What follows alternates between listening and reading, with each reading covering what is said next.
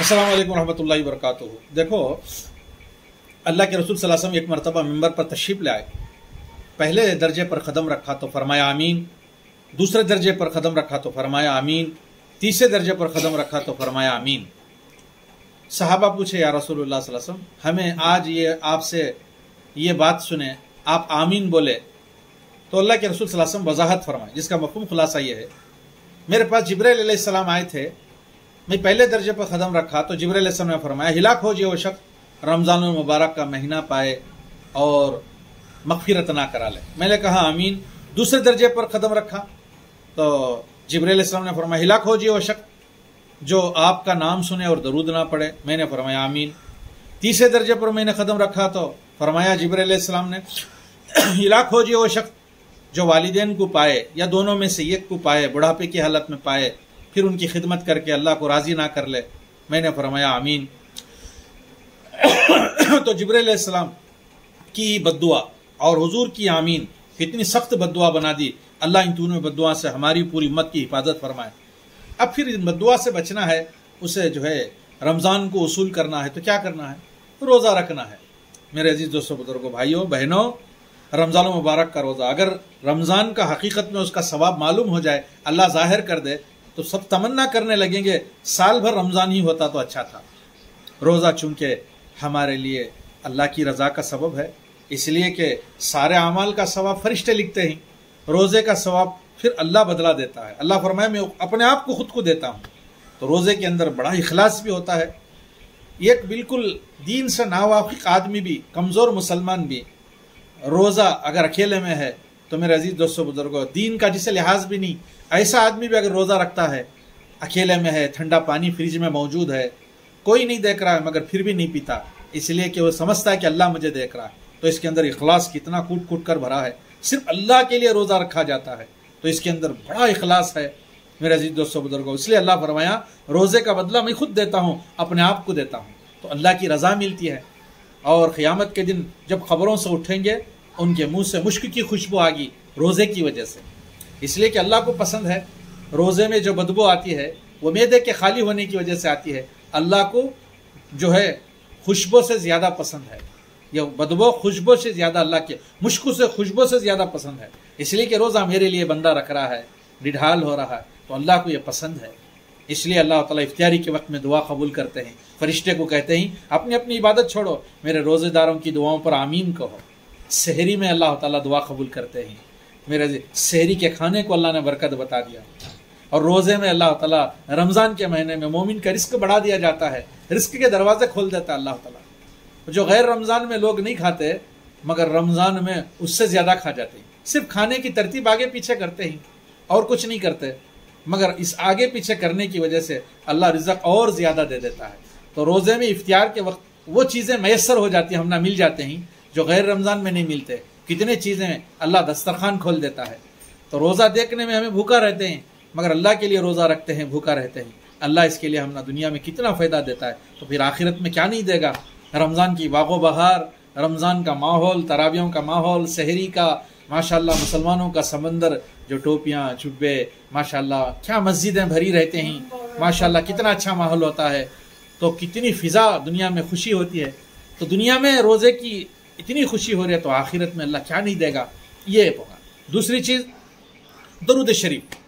अब दरूद शरीफ क्या है? अल्लाह के रसूल सल्लल्लाहु अलैहि वसल्लम के पर दरूद पढ़ना है।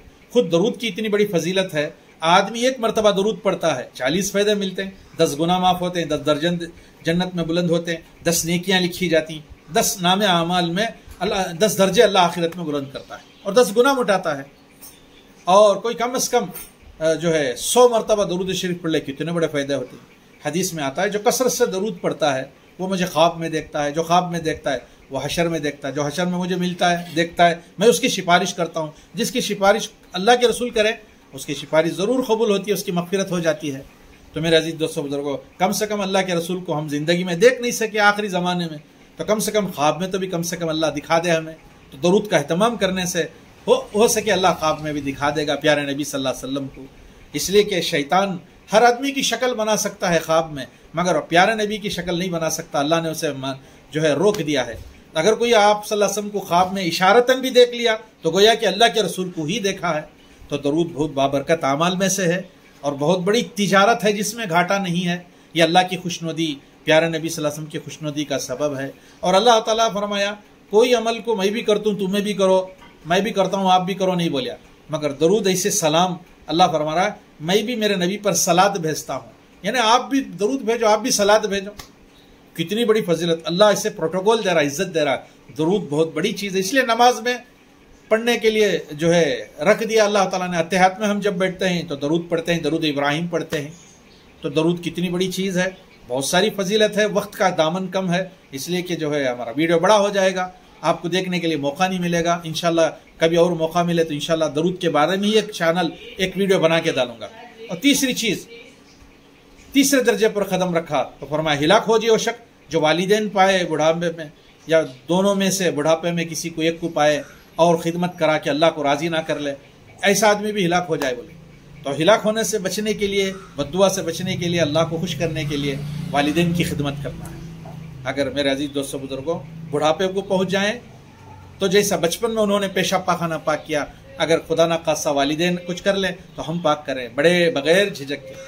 फरमाया यहाँ तक कि अगर उफ भी होता वालिदैन के बारे में, अगर उफ करने का होता वो भी उससे भी, अगर उफ का से छोटा भी होता अल्लाह उसे भी हराम कर देता। कुरान में अल्लाह फरमाया उफ तक नहीं बोलना। वालिदैन अगर तेरी नागवारे की बात कहे, कोई आपके मंशा के खिलाफ बात करे तो उफ भी मत करना, अल्लाह ने फरमाया।